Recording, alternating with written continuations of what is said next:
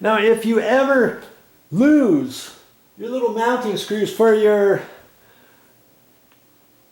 smoke alarm, you can use standard drywall screws, the coarse threaded screws, and usually I use the 1.25 inch.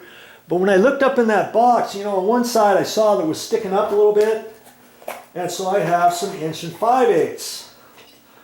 Okay, so I'm going to use those instead of the 1.25 inch, and those will go right up through there, and they're fine. They go up through into a metal box. They hold just fine. Okay, so that's what I'm going to do. And on the one screw, see, I can put the one screw up there. You know, that's going to hold on that. Then I put this right up through the screw and swivel it over. I can't. That's going to go on that one. I can't do that on this other one, so I'm going to have to strategically hold that up there and have my little washer in there like that, you know, and then I'll put the screw up in there, and then for that one I'm going to have to fish for the hole, but I'll get it. Okay, so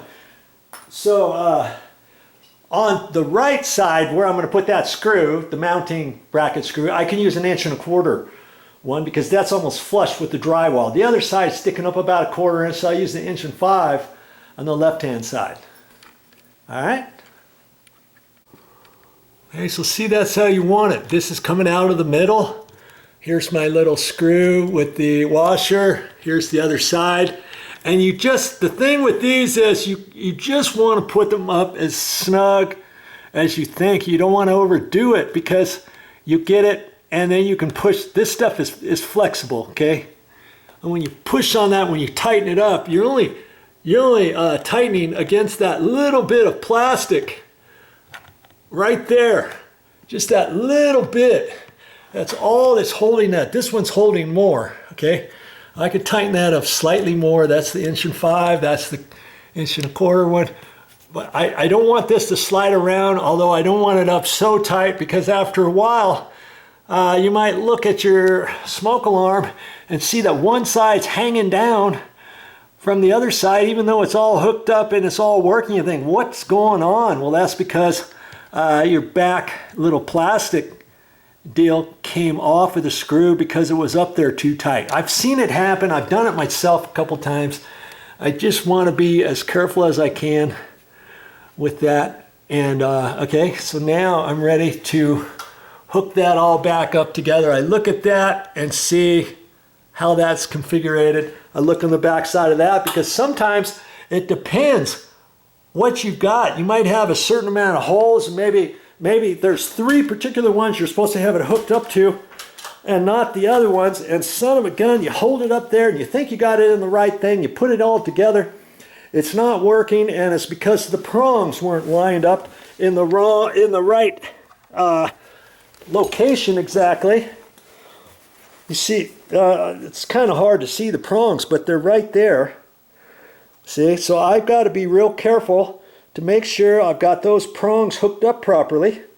And then I'm going to take it and I'm going to spin it on there. And I'm going to hold my mouth just right and get it all in there. I mean, it's, you just have to be careful is all. And like I said, not all smoke alarms are created equal. Okay, so that's just how this one happens to be installed. Right? Okay, so I've got the power off. I still have the power off. I look at the back side of this. I double check my screws. I'm pretty sure they're snug. I don't want to overdo it. Okay. I look at the back side. I look at that. I want to make sure I got them plugged in.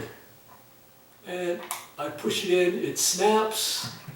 I push that back together.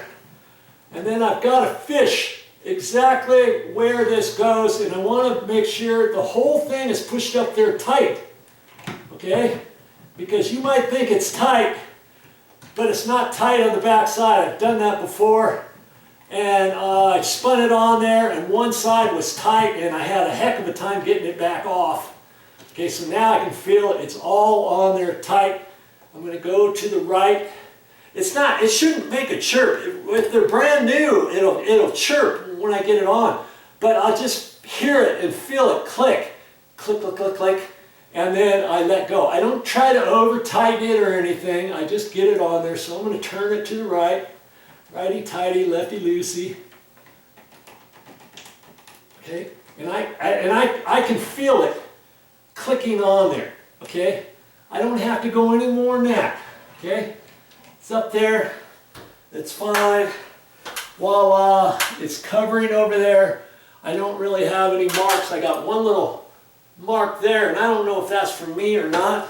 I always try to, when I'm working with wires, I try to keep my paws off of the ceiling the best I can as I'm pushing up. I try not to get my fingers on there.